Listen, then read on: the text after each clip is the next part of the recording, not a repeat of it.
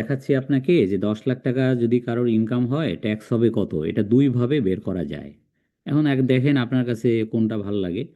তবে আমাদের সবাই ব্যবহার করে ডান পাশেরটা। ডান স্যার পাশেরটাই। লাস্টে 1,50,000টা কিভাবে ব্যয় করবেন সেটা বুঝলাম না। ভুল করছি নাকি? 4 আর 1 5। স্যার ঠিক আছে না স্যার। স্যার, ঠিক আছে। ঠিকই তো আছে। স্যার ঠিক আছে স্যার। টোটাল না 10 লাখ। হ্যাঁ, 1.5 লাখ। বুঝছেন, যে কোশ্চেন করছেন সে বুঝছেন কিনা? হুম। স্যার যে ওই আমাকে স্লাইডটা কোশ্চেন। একটু আবার একটু দেখাবেন? ও হ্যাঁ, দেখাবো, অসুবিধা দেখি। এই যে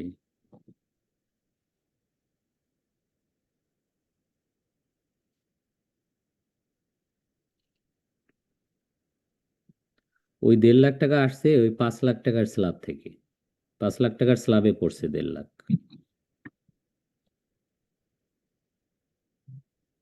বুঝছি স্যার, বুঝছেন? বুঝছি।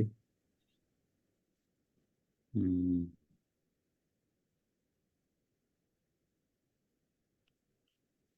আচ্ছা এখন বলেন তো, যদি যদি কারোর 3,60,000 টাকা মানে ইনকাম হয় তার ট্যাক্স হবে কত? স্যার ঢাকা চট্টগ্রামের মধ্যে হলে 5,000 টাকা, আর আদার সিটি কর্পোরেশন হলে 4,000 টাকা, আর সিটি কর্পোরেশনের বাইরে হলে 3,000 টাকা। স্যার 500 টাকা। না, 5,000, 3,000, আচ্ছা, 4,000। প্রথমে যে বলছে তারটাই ঠিক। জি স্যার। হুম। সর্বনিম্ন 5,000 টাকা, তারপর 4,000, তারপর 3,000, লোকেশনের উপর বেস করে। হুম, হুম। সেইটাই, আপনি যদি 3,60,000 টাকা কারোর ইনকাম হয় এবং আপনি দেখবেন যে তার সেই আহ, 3,60,000 থেকে 3,50,000 তো শূন্য, থাকে 10,000। তা 10,000 পড়ছে আপনার 5% স্ল্যাবে। তাতে আসে, 10,000-এর 5%-এ আসে 500। কিন্তু ইনকাম ট্যাক্স কখনোই আপনার 5,000, 4,000 বা 3,000-এর নিচে হবে না। মিনিমাম ট্যাক্সে আটকে যাবে আর কি। বুঝছেন? Yes, sir sir. এটা আলাদা হওয়ার কারণ কি স্যার? আলাদা হওয়ার কারণ কি মানে? লোকেশন অনুযায়ী আলাদা হওয়ার কারণ? ও, এইটা আলাদা হওয়ার এখন আর আলাদা নাই, মানে এই সরকার, বর্তমানে যে কেয়ারটেকার সরকার, এটা এক দেশে এক রেট করে দিছে। তো এক দেশে এক রেট করে দিছে যেটা, সেটা তো আপনার আগামী বছর থেকে কার্যকর। সেটা আরো, এই বাজেটটা পাশ হলে আরো ভালোভাবে বুঝতে পারবো। কিন্তু এখন পর্যন্ত তো এটা থাকার কথা, যে 5,000, 4,000। এটা হওয়ার কারণ ছিল মানে ঢাকা চিটাগাংয়ের লোক যত মানে আয় বাণিজ্য কর্মকাণ্ড সব কিছুতে আগায় আছে, মানে রিমোট এলাকার লোকজন তো ওইভাবে আগায় নাই, তারা অনেকটা পরিশ্রম করে, তাদেরকে একটু মানে করা, একটু রিলিফ দেওয়া আর কি। বিষয়টা এরকম আর কি।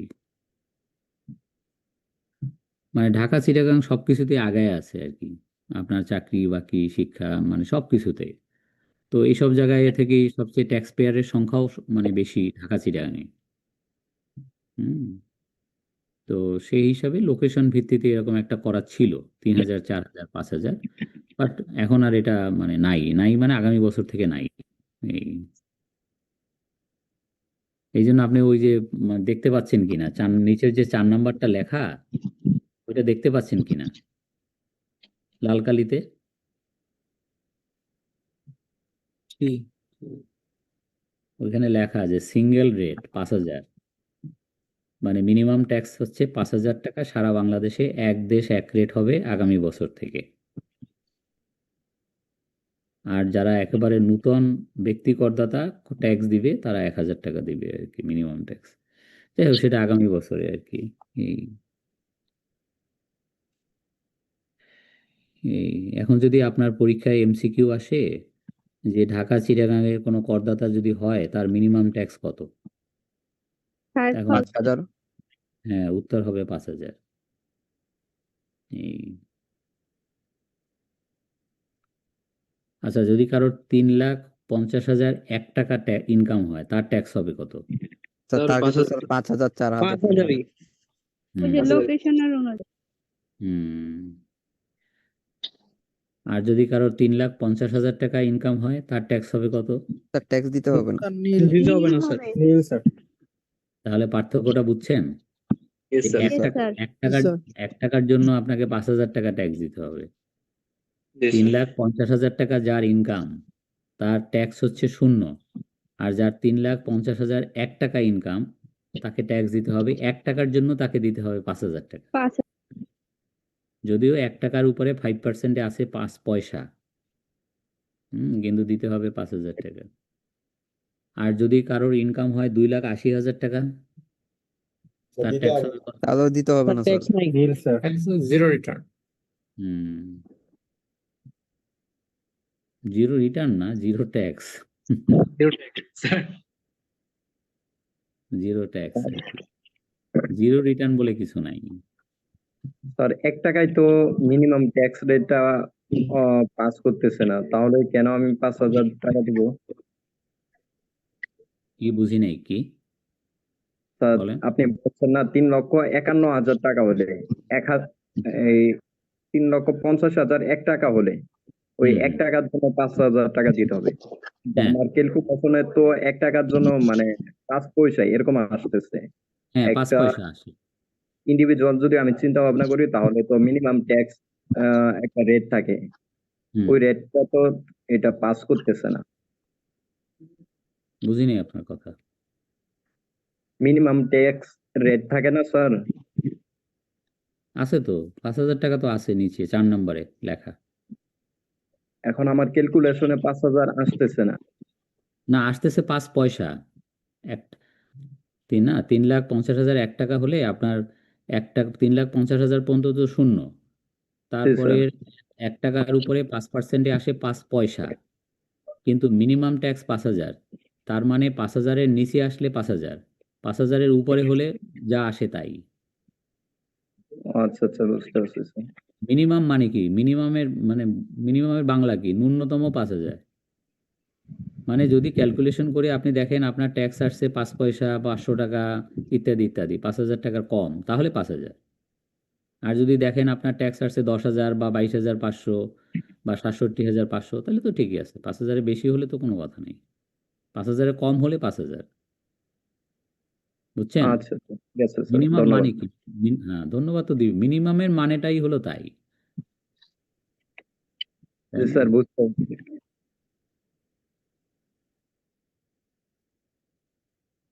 হুম, তাহলে বলেন, এই স্লাইডে আর কোনো কোশ্চেন, না আমরা পরের স্লাইডে যাব? Forest slide. হুম, শোনেন, আপনার তো পরীক্ষায় অঙ্ক থাকবে, বুঝছেন? তো স্যালারির অঙ্ক থাকবে, কোম্পানির অঙ্ক থাকবে, এগুলো ধীরে ধীরে আমরা করাবো। তো যখন স্যালারির অঙ্ক করাবো তখন এই বাম পাশের রেটটা আপনার মুখস্থ থাকতে হবে। জি স্যার। তো একটু দয়া করে এই বাম পাশের যে ট্যাক্স রেট, এই রেটটা আপনাকে মুখস্থ থাকতে হবে, নতুবা পরীক্ষার হলে আপনি পারবেন না। যখন অঙ্কটা করবেন, যখন ট্যাক্স বের করবেন, তখন আপনি পারবেন না। তো একটু দয়া করে এটাকে মুখস্থ করবেন যে প্রথম 3.5 লাখ শূন্য, পরের 1 লাখ টাকার উপরে 5, এইভাবে 5, 10, 15, 20, 25 এবং সর্বোচ্চ 30। আমি যদি এখন আরেকটা অঙ্ক দেই যে কারোর যদি 1 কোটি টাকা ইনকাম হয় তার ট্যাক্স হবে কত, এটা পারবেন না করতে? জি স্যার, স্যার, করা যাবে। জি স্যার, পারবো স্যার। একটু সময় লাগবে, আপ- পারবো। সময় লাগবে, কিন্তু আপনি পারবেন। এইভাবে ধাপে ধাপে করবেন এবং তখন দেখবেন আপনি 5, 10, 15, 20, 20, 25, 30 সবগুলো টাচ করছে, কি তাই না? জি স্যার। হুম, এই স্যার 20% যেটা আছে স্যার, বাম পাশের যেটা স্যার, ওটাতে স্যার এই 10 লক্ষ হবে কিনা স্যার ওখানে? না স্যার, 5 লক্ষ হবে। 10 লক্ষ হবে মানে? আপনি কি আইন বানান নাকি? হ্যাঁ? না স্যার, মানে মনে হলো স্যার এরকম না। মনে করছেন যে ভুল হয়েছে কিনা এখানে? জি স্যার, আচ্ছা, এটা তো সরকার ঘোষিত রেট, এটা আপনি কি করবেন? তো এটা মুখস্থ রাখতে হবে আপনার। 3.5, তারপরে 1, তারপরে 4, 5, 5, 5, 5 কিন্তু দুইটা, বুঝছেন? তারপরে 20, তারপরে এর বাকিটা। এই, ওইটাই হয়তো ভাবছিলাম যে স্যার 10 হবে কিনা, তারপর দুইটা থাকার কারণে। না না না, হুম, ঠিক আছে। আচ্ছা, এখন আসেন ওয়েল সার্চার্স। তো এই বিষয়টা কি? সাউন্ড অফ করেন। আচ্ছা, বিষয়টা কি? সম্পদের উপরে স্যার ট্যাক্স নাকি বিষয়টা? হ্যাঁ, অনেকটা তাই। সেটা হলো কারোর যদি 4 কোটি টাকার উপরে সম্পদ থাকে, তাহলে 4 কোটি থেকে 10 কোটির মধ্যে যদি সম্পদ হয় 4 কোটি 1 টাকা থেকে, তাহলে তাকে ট্যাক্সের 10% সারচার্জ দিতে হবে। এখন আজকে আপনাদের যে অঙ্কটা দিলাম, যে কারোর যদি 5 লাখ টাকা ইনকাম হয়, তাহলে তার ট্যাক্স হয় 10,000 টাকা। এটা বের করলাম না আমরা একটু আগে? জি স্যার। এখন যদি আপনাকে এই কোশ্চেনের সাথে আরেকটু জোড়া দেই, যে ওই যে ভদ্রলোকের আমরা ট্যাক্স বের করছি যে 5 লাখ টাকা তার ইনকাম, তার ট্যাক্স হচ্ছে 10,000 টাকা, তার যদি 5 কোটি টাকা সম্পদ হয় থাকে, তাহলে তাকে কত টাকা সারচার্জ দিতে হবে, ওয়েল সারচার্জ? বলতে পারবেন? 10%। 1,000 টাকা। Sir 10,10,000 maybe. স্যার তো 6,000 টাকা। হুম, স্যার 10,10,000 না, কারণ 1 কোটি টাকার উপর তো। 1 কোটি টাকা কি? 5 কোটি টাকা, তার সম্পদ হচ্ছে 5 কোটি টাকা। আচ্ছা, যাই হোক, উত্তরটা আমি বলে দিই। আপনার উত্তর, আপনার ক্লাসে একজন পারছে, যে প্রথম জবাব দিছে, উত্তর হচ্ছে 1,000 টাকা। আচ্ছা, সেটা কি? যদি কারোর সম্পদ থাকে 4 কোটি টাকার বেশি, কিন্তু 10 কোটি টাকার নিচে, বা 10 কোটি টাকা পর্যন্ত, তার মানে আমি আপনাকে উদাহরণ দিছি 5 কোটি টাকা। তার মানে 5 কোটি টাকা যদি কারোর সম্পদ থাকে, তাকে ট্যাক্সের 10% সারচার্জ দিতে হবে। তো ট্যাক্স আসছে কত? 10,000 টাকা না? হুম, জি স্যার। জি স্যার।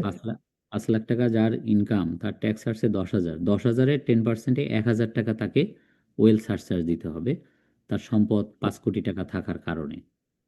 জি স্যার। ক্লিয়ার? Yes, জি sir. স্যার। হুম। তো এরকম যদি কারো সম্পদ থাকে 10 কোটি 1 টাকা থেকে 20 কোটি টাকা পর্যন্ত, তাহলে তাকে ট্যাক্সের 20% দিতে হবে। 20 কোটি 1 টাকা থেকে 50 কোটি টাকা পর্যন্ত যদি কারোর সম্পদ থাকে, নিট সম্পদ, তাহলে তাকে ট্যাক্সের 30% দিতে হবে। আর 50 কোটি টাকার উপরে যদি কারোর নিট সম্পদ থাকে, তাহলে তাকে ট্যাক্সের 35% সারচার্জ দিতে হবে। কি সারচার্জ? এটার নাম হচ্ছে ওয়েলথ সারচার্জ, বাংলা হচ্ছে সম্পদ সারচার্জ। বেশি টাকা সম্পদ থাকার কারণে তার ট্যাক্সের উপরে আবার একটা সারচার্জ হবে, এরকম বিষয়টা। আর প্রথমে একটা জিনিস, যাদের 4 কোটি টাকা পর্যন্ত সম্পদ, তাদের কোনো সারচার্জ হবে না ব্যক্তির ক্ষেত্রে। এবং এই সারচার্জটা কিন্তু শুধু ব্যক্তির ক্ষেত্রে, এটা বলে রাখি, অন্য কারোর ক্ষেত্রে নয়। আচ্ছা, কথাটা ঠিক আছে? এখন পরীক্ষায় কোশ্চেন আসতে পারে যে surcharge, well surcharge is applicable for individual, Hindu undivided family and partnership firm. Is it true or false? Sir false উত্তর স্যার। হচ্ছে উত্তর হচ্ছে ফলস। কারণ এই যেটা পড়ানো হচ্ছে, যেটা আপনাকে এখন দেখানো হচ্ছে, এটা হিন্দু আনডিভাইডেড ফ্যামিলির উপরে প্রযোজ্য নয়, পার্টনারশিপ ফার্মের উপরে প্রযোজ্য নয়, কোম্পানির উপরে প্রযোজ্য নয়, কারোর উপরে প্রযোজ্য নয় আদার দ্যান ব্যক্তি। ঠিক আছে? আচ্ছা, এটা গেল এক। 2 নম্বর কথা হলো, যদি কারোর একাধিক গাড়ি থাকে, এক নামে যদি একাধিক গাড়ি থাকে এবং তার 4 কোটি টাকার নিচে সম্পদ থাকে, তাহলেও তাকে 10% ট্যাক্সের 10% সারচার্জ দিতে হবে। যেমন এক ভদ্রলোকের ইনকাম হচ্ছে 5 লাখ টাকা, তার ট্যাক্স আসে 10,000 টাকা, আর সম্পদ আছে তার 3.5 কোটি, মানে 4 কোটির নিচে, কিন্তু তার নিজের নামে 2টা গাড়ি। এখন কি হবে? সারচার্জ দেওয়া লাগবে 1,000 টাকা। হ্যাঁ, রাইট, সারচার্জ দিতে হবে। ওইটাই। আর একটা কথা বলছে, যদি বাংলাদেশের যে সব মিলিয়ে যদি তার 8,000 স্কোয়ার ফিটের উপরে বাড়ি থাকে, বা ফ্ল্যাট থাকে, বা অ্যাপার্টমেন্ট থাকে, তাহলেও তাকে দিতে হবে, তার 4 কোটি টাকার নিচে সম্পদ হওয়া সত্ত্বেও। ধরেন একটা লোকের 3টা ফ্ল্যাট ঢাকায়, এবং 3টা ফ্ল্যাট যদি স্কোয়ার ফিট যোগ করা হয়, তাহলে 8,000 স্কোয়ার ফিটের উপরে। হুম। তো সেই ক্ষেত্রে তার যদি সম্পদ 4 কোটি টাকার নিচে হয়, তাহলে কি তাকে সারচার্জ দিতে হবে? উত্তর হলো ইয়েস। স্যার যখন একাধিক গাড়ি থাকবে এবং সম্পত্তি 5 কোটি টাকা বা মানে 4 থেকে 10 এই রেঞ্জে থাকবে, তখন হুম। ঠিক 10% দেওয়া লাগবে না 20% দেওয়া লাগবে? না 10%ই একই, মানে মানে সে যেহেতু তার সম্পদ হলো 4 কোটি টাকার বেশি, আবার এদিকে 2টা গাড়ি আছে, আবার 8,000 স্কোয়ার ফিটের উপরে বাড়ি আছে, তো তিনটাই কোয়ালিফাই করছে, তো তিনটা কোয়ালিফাই করলেও 10। 10 ওকে বুঝছেন? Okay sir.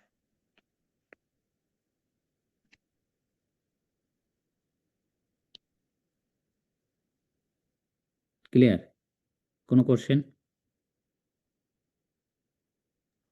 স্যার এক্ষেত্রে গাড়ি অথবা সম্পদের ক্ষেত্রে তো কোনো ম্যাক্সিমাম লিমিট নাই, জাস্ট সম্পদের উপর, টাকার উপর আছে।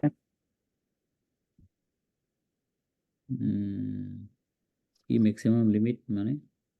মানে এই যে টাকা যদি 10 কোটির উপরে চলে যায় তাহলে তার ট্যাক্সের রেটটা বেড়ে যাচ্ছে, এক্ষেত্রে গাড়ি যদি এরকম 2টা থেকে 5টার উপরে হয়ে যায়, এরকম কোনো লিমিট আছে কিনা? বুঝি না, আবার একটু বুঝাই বলেন তো, কেউ বুঝছেন ওনার কথা? স্যার উনি হ্যাঁ বলতে বলবো। চাচ্ছেন যদি কারো স্যার সম্পদ 12 কোটি টাকা হয় আর গাড়ি 2টা থাকে তখন তার স্যার কি রেট হবে? ওই 20%। স্যার কারোর সম্পদ যদি 12 কোটি টাকা হয়, 10 কোটি টাকার উপরে, মানে 10 কোটি থেকে 20 কোটির মধ্যে, তাহলে তো 20%-এ পড়ে গেছে। এখন তার একটা গাড়ি না 2টা গাড়ি না 14টা গাড়ি, তাতে কিছু যায় আসে না। ঠিক আছে? স্যার আমার একটা কোশ্চেন ছিল স্যার। বলেন। স্যার এই যে 8,000 স্কোয়ার ফিট যে স্যার, এটা কি স্যার হচ্ছে মানে আমার যতটুকু এরিয়াতে বাড়ি হবে ততটুকু এরিয়া 8,000 স্কোয়ার ফিট, নাকি স্যার এটা জায়গা সহ 8,000 স্কোয়ার ফিট স্যার? এটা দলিলে লেখা থাকে, কিন্তু কত স্কোয়ার ফিটের কি ইত্যাদি গুলো লেখা থাকে। আপনার ফ্ল্যাট যদি 2,500 স্কোয়ার ফিট হয় এবং 4টা ফ্ল্যাট হয়, তাহলে 10,000 স্কোয়ার ফিট হয়। জি স্যার। এটা মাপঝোপের বিষয়, আপনি অত বেশি দরকার নেই, শুধু এটুকু জেনে রাখলেই হলো পরীক্ষা পাশের জন্য। ঠিক আছে sir, thank you. Okay sir. এখন দেখেন আর একটা সারচার্জ আছে, ওইটা তো গেল, মানে কি, ওয়েল সারচার্জ। এখন আর একটা সারচার্জ হচ্ছে পরিবেশ সারচার্জ, এনভায়রনমেন্টাল সারচার্জ। বুঝছেন? এইটা আবার কি জিনিস? এটা হচ্ছে যে রাস্তায় যে গাড়িগুলো চলে এবং এগুলা কালো ধোঁয়া বের করে, এগুলাতে পরিবেশ দূষণ করে, সুতরাং এই পরিবেশ দূষণ করে এদেরকে একটা পরিবেশ সারচার্জ নামে দিতে হবে যদি কারোর একাধিক গাড়ি থাকে। এক নামে যদি একাধিক গাড়ি থাকে, তাহলে পরবর্তী প্রতিটা গাড়ির জন্য আপনার এই রেটে আপনাকে পরিবেশ সারচার্জ দিতে হবে। হুম এই কিন্তু যদি আপনি ঢাকার রাস্তায় কিন্তু এখন দেখবেন যে বেশ কিছু ব্যাটারি গাড়ি চলে আসছে, তো ব্যাটারি গাড়ির উপরে এটা সারচার্জ ছিল, এইবারের বাজেটে এটা উঠিয়ে দিছে। বলছে ব্যাটারি চালিত গাড়ি যেগুলো, এগুলো যেহেতু কোনো পরিবেশ দূষণ করে না, সুতরাং ওইটার উপরে কোনো পরিবেশ সারচার্জ হবে না। এই এবং মজার জিনিস হলো, এই যে পরিবেশ সারচার্জ যেটা দিতে হবে, এটা ইনকাম ট্যাক্সের সাথে সমন্বয় হবে না। ধরেন আপনার কথার কথা যে এক নামে 2টা গাড়ি আছে, এখন আপনার ট্যাক্স আসছে কত? ট্যাক্স আসছে, আমি 10 লাখ টাকা যদি কারোর ইনকাম হয়, ট্যাক্স হয়, আমরা হিসাব করছি 67,500।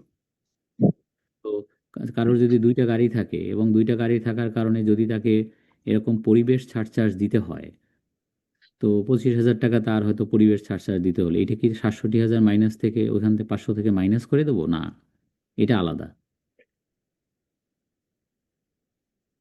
এই স্লাইডে কোনো কোশ্চেন, নাহলে পরের স্লাইডে চলে যাব। না স্যার। আচ্ছা, তাইলে এই পরিবেশ সারচার্জটা আপনার কিসের উপরে অ্যাপ্লিকেবল? শুধু 3টা, কার, জিপ বা মাইক্রোবাস, এই 3টার উপরে কিন্তু অ্যাপ্লিকেবল।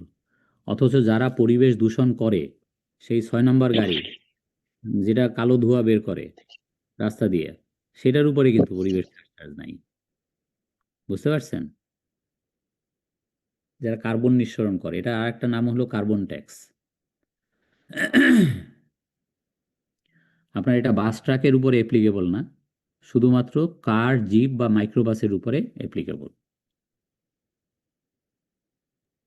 স্যার একটা স্যার কোশ্চেন ছিল স্যার। হ্যাঁ বলেন। স্যার অ্যাম্বুলেন্সের উপরে কি স্যার এটা অ্যাপ্লিকেবল? না না না। আচ্ছা, তারপরে আসেন কোম্পানি ট্যাক্স রেট কি? কোম্পানির অঙ্ক করতে গেলে আমাদের এই ট্যাক্স রেটগুলো লাগবে।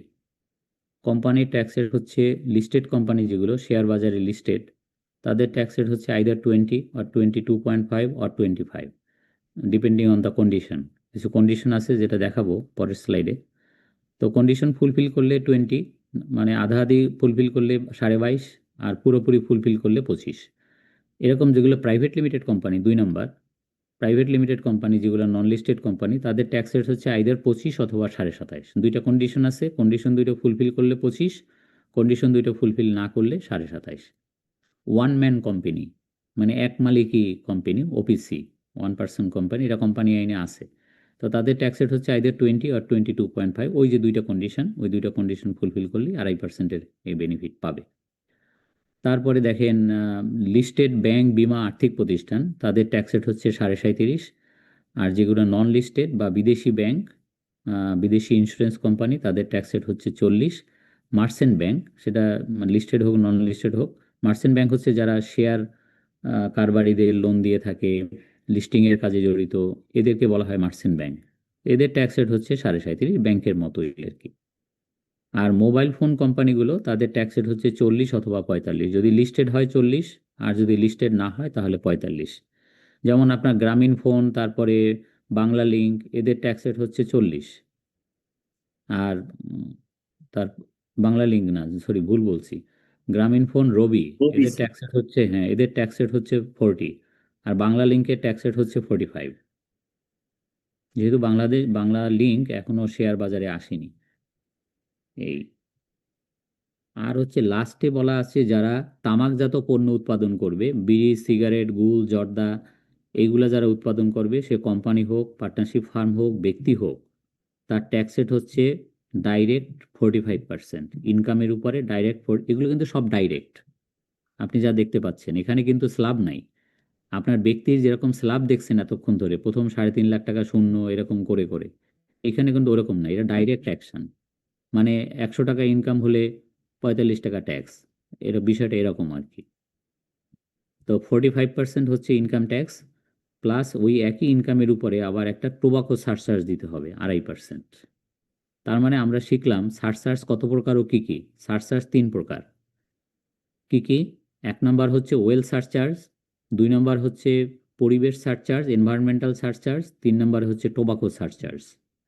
এটা হচ্ছে যে ওই বিড়ি, সিগারেট, গুল, জর্দা, তামাকজাত পণ্য যারা উৎপাদন করবে তাদের শাস্তি, তাদের উপরে একটা অতিরিক্ত বোঝা, সেটা হচ্ছে তাদের ট্যাক্স রেট হচ্ছে 47.5%। এক কথায় বললে 47.5, আর 2 কথায় বললে ট্যাক্স হচ্ছে 45% আর টোবাকো সারচার্জ হচ্ছে 2.5%, বাট একই ইনকামের উপরে। মানে কারোর যদি 100 টাকা আয় হয়, তাহলে তার 45 টাকা হবে ট্যাক্স, আর 2.5 টাকা হবে টোবাকো সারচার্জ, তাকে দিতে হবে টোটাল 47.5 টাকা। এবং সে ব্যক্তি হলেও, মজার ব্যাপার হলো সে ব্যক্তি হলেও এটা অ্যাপ্লিকেবল। যেমন বাংলাদেশে হাকিমপুরি জর্দা বানায় একজন, তার নাম হচ্ছে কাউস মিয়া, গত বছর মারা গেছে। তো কাউস মিয়ারও কিন্তু একই ঘটনা। কাউস মিয়ার কিন্তু যদি 100 টাকা আয় হয় এই হাকিমপুরি জর্দা থেকে, তার 45 টাকা ট্যাক্স দিতে হয় এবং 2.5 টাকা সারচার্জ দিতে হয়, টোবাকো সারচার্জ। বুঝছেন? তো এই হচ্ছে বিষয়। তো কারোর কোনো কোশ্চেন এই স্লাইডে? স্যার মোবাইল কোম্পানির কথা বললেন, সেক্ষেত্রে কি স্যার টিকটক সিমের কি স্যার ওই কোম্পানি কি একই দিতে হয় না, 45 দিতে হয় না 40 দিতে হয়? কি কি কোম্পানি? টিকটক স্যার, এটা কি জিনিস? এটা নাম মোবাইল শুনিনি তো। কোম্পানি স্যার, মোবাইল টিকটক সিমের যে অপারেটর স্যার। টেলিটক। টেলিটক 45%। বললামই তো আপনাকে, বাংলাদেশে দুইটাই শুধু 40। স্যার যেহেতু ওটা স্যার গভর্নমেন্ট গভর্নমেন্ট নাই, লিস্টেড অর নন লিস্টেড।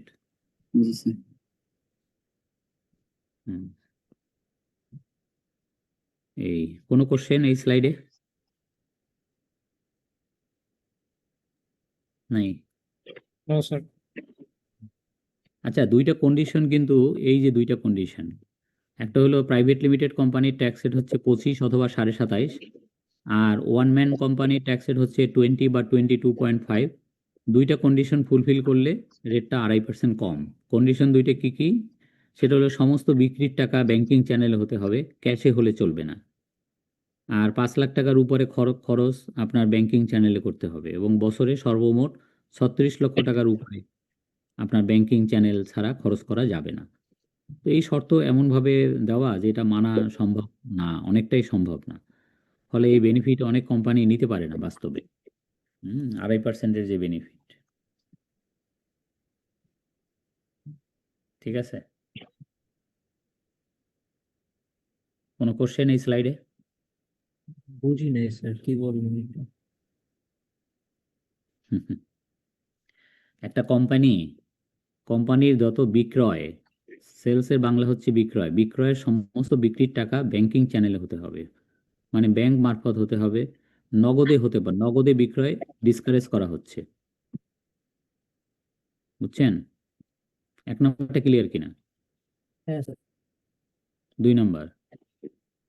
2 নম্বরে হচ্ছে যে একটা কোম্পানি যত টাকা খরচ করে, সে 5 লাখ টাকার উপরে যদি কোনো পার ট্রানজেকশন যদি 5 লাখ টাকার উপরে খরচ করতে চায়, তো সেইটা অবশ্যই চেকের মাধ্যমে দিতে হবে বা ব্যাংক টু ব্যাংক ট্রান্সফারের মাধ্যমে দিতে হবে, নগদে দিলে হবে না। মানে নগদ টাকার লেনদেনটাকে ইনকাম ট্যাক্সে আইনে ডিসকারেজ করা হচ্ছে। এটা হলো 2 নম্বরের একটা পার্ট। 2 নম্বরে আর একটা পার্ট হচ্ছে একটা কোম্পানি সর্বমোট যত খরচ, সেখানে 36 লক্ষ টাকা পর্যন্ত নগদে খরচ করতে পারবে। 36 লক্ষ টাকার উপরে খরচ যদি নগদে করে থাকে, তাহলেও ডিসকোয়ালিফাই হয়ে গেল, তাহলেও তার ট্যাক্স রেট 25-এর জায়গায় 27.5 হয়ে যাবে। বুঝছেন?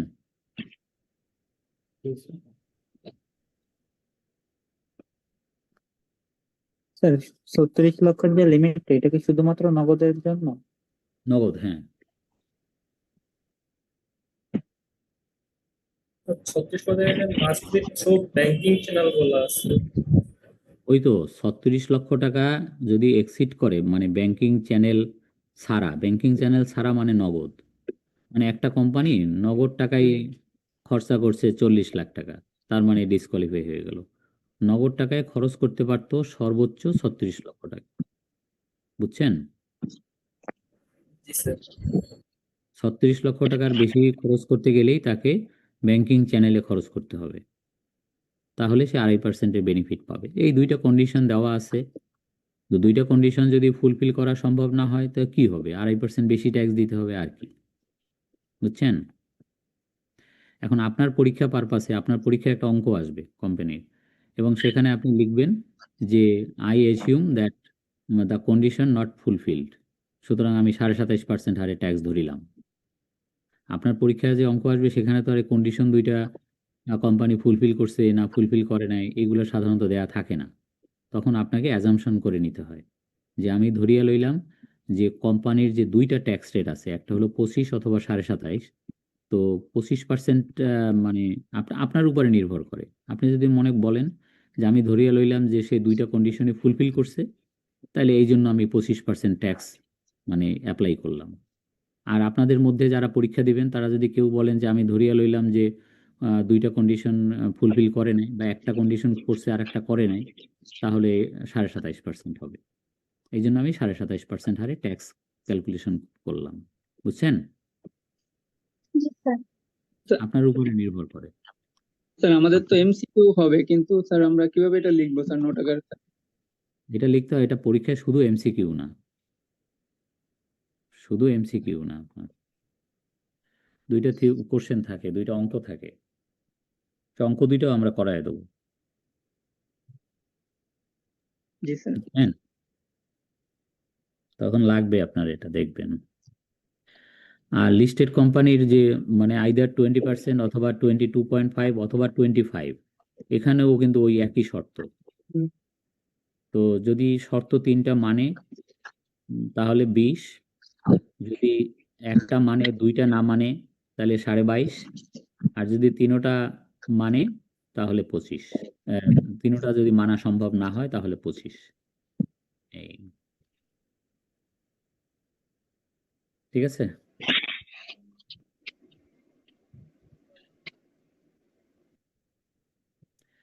আচ্ছা, আচ্ছা, কিছু রিডিউস ট্যাক্স রেট আছে যেগুলো এসআরও দ্বারা করা আর কি।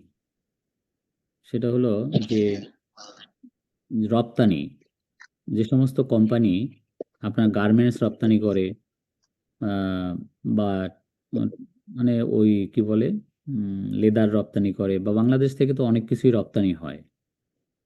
তো সেই যারা রপ্তানি করে সেই সমস্ত কোম্পানির ট্যাক্স রেট হচ্ছে 10 অথবা 12। সাউন্ড বন্ধ করেন।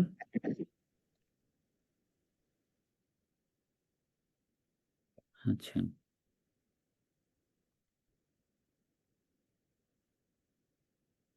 তো এইখানে আপনার দেখতে পাচ্ছেন যে 10 অথবা 12, 10 অথবা 12 মানে কি?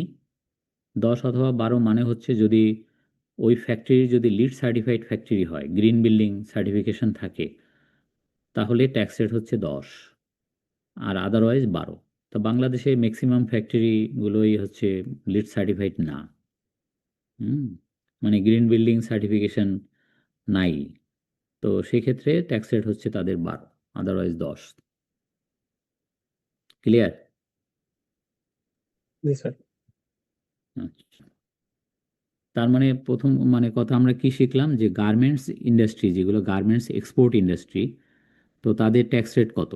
উত্তর হচ্ছে 10 অথবা 12। এখন আপনি যদি বলেন যে পরীক্ষা পারপাসে আমি কি করব, 10 লিখবো না 12 লিখবো, এটা আপনার উপরে ডিপেন্ড করে, আপনি যা যা ধরে নেবেন আর কি। এই তার টেক্সটাইলের ট্যাক্স রেট হচ্ছে 15, জুটের হচ্ছে 10, এরকম আর কি। মানে এসআরও দ্বারা, এসআরওর এব্রিভিয়েশন হচ্ছে স্ট্যাটুটরি রেগুলেটরি অর্ডার।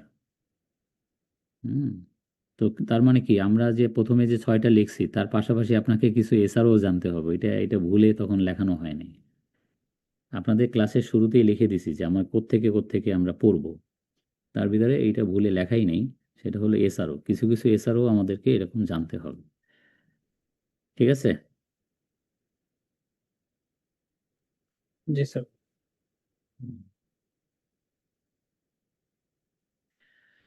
ট্যাক্সে বেশ কিছু রিফর্ম হয়েছে এ পর্যন্ত, যেমন এখন যে টিন আমরা ব্যবহার করি সেটা কিন্তু 12 ডিজিটের টিন। তো এই 12 ডিজিটের টিন যেটা, এটা সিস্টেম জেনারেটেড টিআইএন। টিআইএন মানে হলো ট্যাক্স পেয়ার আইডেন্টিফিকেশন নাম্বার, আর ভ্যাটে হচ্ছে বিআইএন, বিজনেস আইডেন্টিফিকেশন নাম্বার। এই তো এইটা এনবিআর এর একটা অ্যাটেম্পট ছিল যে একটা ইউনিফাইড টিআইএন করার, যে টিন বিন দুইটাকে মার্জ করে একটাই নাম্বার হবে এরকম, কিন্তু সেটা হয়নি। তো ইনকাম ট্যাক্সের জন্য টিআইএন, ভ্যাটের জন্য বিআইএন, এইভাবেই চলছে। তারপরে দেখেন উইথহোল্ডিং ট্যাক্স। তো উইথহোল্ডিং ট্যাক্স বা অনেকে টিডিএস বলে এটাকে, অর্থাৎ উৎসে আয়কর কর্তন। তো উৎসে আয়কর কর্তন অনেকগুলো খাত আছে, যেগুলো নিয়ে আমাদের আলাদা ক্লাস আছে আপনাদের সাথে। এবং তার ভিতরে একটা তো আপনি বলেই ফেলছেন যে আমি চাকরি করি, তো আমার বেতন থেকে তো প্রতি মাসে ট্যাক্স কেটে রাখে, ওইটাই এইটা আর কি। অর্থাৎ উৎস মূলেই যখন ট্যাক্স কেটে রাখে, সোর্সেই যখন ট্যাক্স কেটে রাখে, ওইটাকে বলে উইথহোল্ডিং ট্যাক্স। তো এরকম খাত আছে অনেকগুলো, বেতন, ঠিকাদারি, আমদানি রপ্তানি ইত্যাদি, ব্যাংক ডিপোজিট, এরকম অনেকগুলো খাত আছে যেগুলো আমরা দেখব যে কোন কোন খাতের উপরে কত % হারে উৎসে আয়কর কর্তন করতে হয়। এই তারপরে দেখেন 3 নম্বরে হচ্ছে সিম্পলিফিকেশন অফ ট্যাক্স অ্যাসেসমেন্ট। এখন তো আপনি জানেন কিনা জানি না যে আমাদের সমস্ত মানে রিটার্ন সাবমিশনগুলো হয়ে থাকে সেলফ অ্যাসেসমেন্টে। এখন আর নর্মাল অ্যাসেসমেন্ট নাই বললেই চলে। আপনাকে রিটার্ন সাবমিট করতে হবে। এবছর থেকে যে নতুন আইন, সেখানে বলছে যে প্রত্যেকটা রিটার্ন সাবমিট করতে হবে অনলাইন, আর অনলাইন প্ল্যাটফর্মে।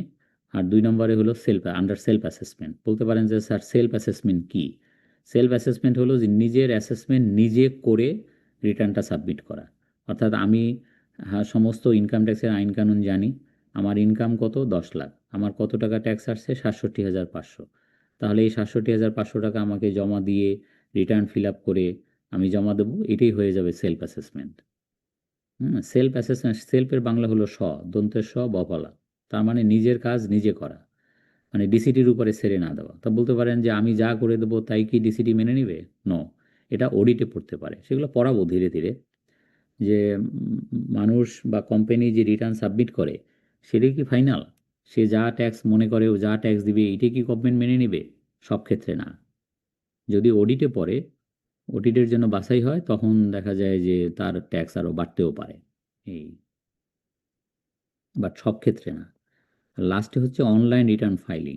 এটা তো বললাম যে এখন থেকে এই বছরে 1 জুলাই থেকে নতুন কর বছর যেটা আসতেছে 25-26, যেটা পড়ানো হচ্ছে আজকে, তো 25-26 কর বছরে আইন করছে যেটা, যেটা হয়তো পাশ হতে আর 2-1 দিন দেরি হবে, সেখানে বলছে যে অনলাইনে রিটার্ন সাবমিশন ম্যান্ডেটরি, সে ব্যক্তি হোক কোম্পানি হোক সবার জন্য। এখন আর কারো রিটার্ন দাখিল করতে সার্কেল অফিসে বা ইনকাম ট্যাক্স অফিসে যেতে হবে না, ফিজিক্যালি যেতে হবে না।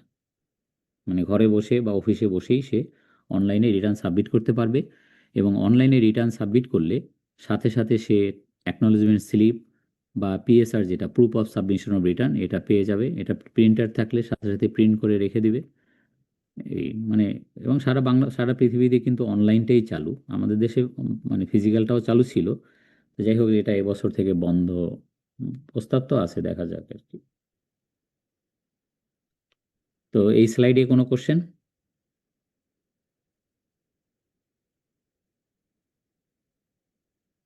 স্যার ওকে,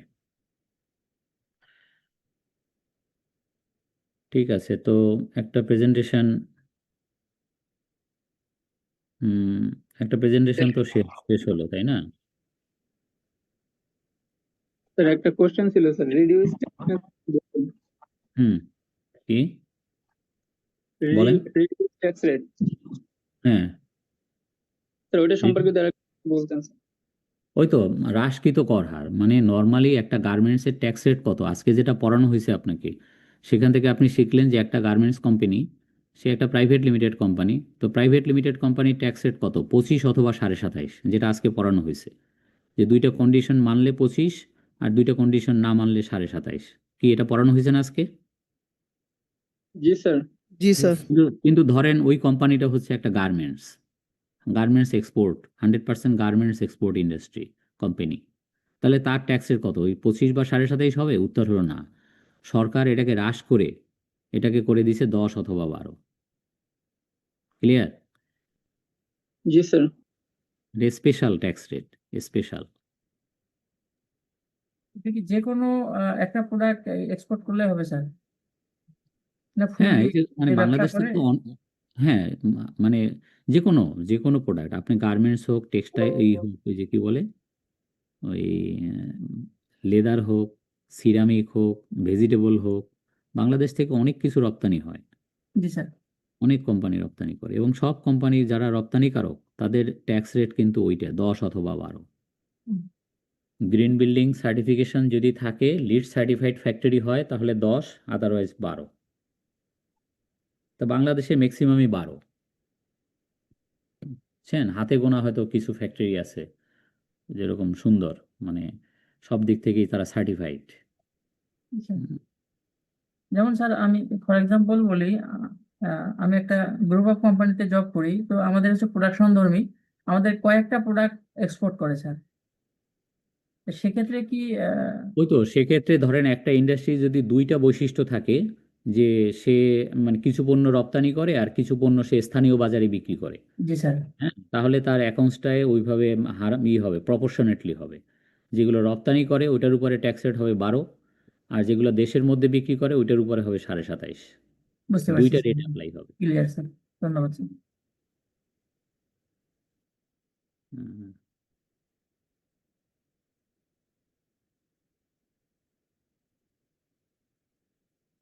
আর কোনো question? Hmm,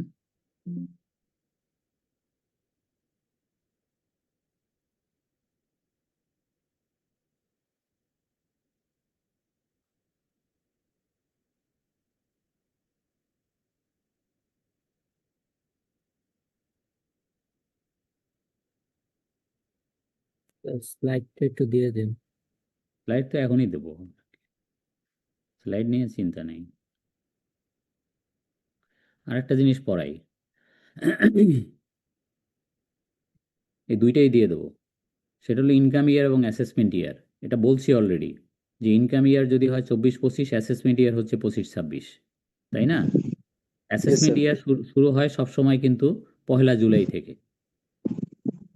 assessment year means the period of 12 months commencing from the first day of July every year. প্রতি বছর 1 জুলাই থেকে যে বছরটা শুরু হয় ওইটাই হচ্ছে অ্যাসেসমেন্ট ইয়ার। এখানে কয়েকটা উদাহরণ দেওয়া আছে যে ইনকাম ইয়ার কখন শেষ হলে অ্যাসেসমেন্ট ইয়ার কখন শুরু হবে, বুঝতে পারছেন? তো এরকম মানে কিছু জিনিস এখানে দেওয়া আছে, তো এটাকে একটু কারেকশন করতে হবে, এটা এখনই দেওয়া যাবে না, কারণ এবারে বাজেটে ওই লাস্টের ওইটা চেঞ্জ হয়ে গেছে। তো ওইটা একটু চেঞ্জ করে আপনাকে আবার পাঠাবো আর কি। সোজা কথা একটু জেনে রাখলেন ফাঁকে যে ইনকাম ইয়ার এবং অ্যাসেসমেন্ট ইয়ারের মধ্যে পার্থক্য কি। ইনকাম ইয়ারের বাংলা হচ্ছে আয় বর্ষ। আয় বর্ষ মানে হচ্ছে যে করদাতারা যে বছরে আয় করে তার পরের বছর হচ্ছে ধরার বছর, মানে অ্যাসেসমেন্ট ইয়ার। অ্যাসেসমেন্ট ইয়ারের বাংলা কি? কর বর্ষ। মানে যে বছরে কর ধার্য হয়, কর আরোপ হয়, করের হিসাব করতে হয়, পরের বছরটা। মানে রবীন্দ্রনাথের গানের মতো, মনে আছে, তোমার হলো সারা আমার হলো শুরু, ওইরকম আর কি একটা বিষয়, যে করদাতার আয় করা যখন সারা হয় তার পরের বছর তাকে ধরা শুরু হয়, বুঝছেন? তো অ্যাসেসমেন্ট ইয়ারটা সবসময় 1 জুলাই থেকে শুরু হবে।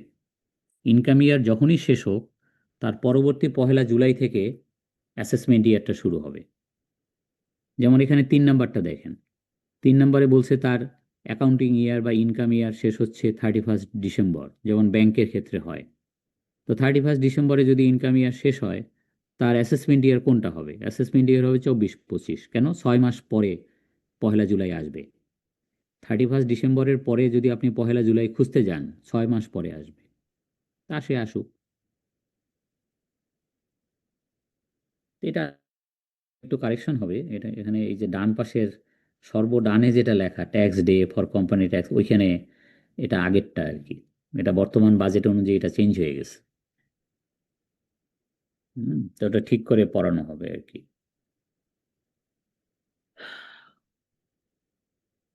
কি জাভেদ কিছু বলবেন? আর আমাদের তো ক্লাসের পরীক্ষাতে সময় কম, কিভাবে পড়লে পারবো? এগুলো সব হবে আপনার। আজকে ক্লাস শুরু, আজকে শেষ ক্লাস না, যে রঞ্জন স্যারের আজকে শেষ ক্লাস, স্যারের কাছ থেকে জেনে নিয়ে কিভাবে পরীক্ষা দিতে হবে, কি করতে হবে, এগুলো নট নাও, বুঝছেন? স্যার সাধারণত আমরা আপনাদের ক্লাস কয়টা পাবো? যে কটা দেয় আইসিএবি, নর্মালি যে কটা দেয় ওইভাবেই হবে, বুঝছেন?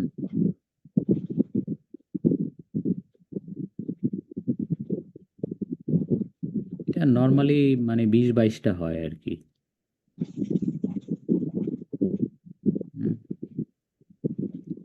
তো ঠিক আছে, আপনারা মেইলটা চেক করেন, আমি মেইলে পাঠিয়ে দিচ্ছি। Okay sir.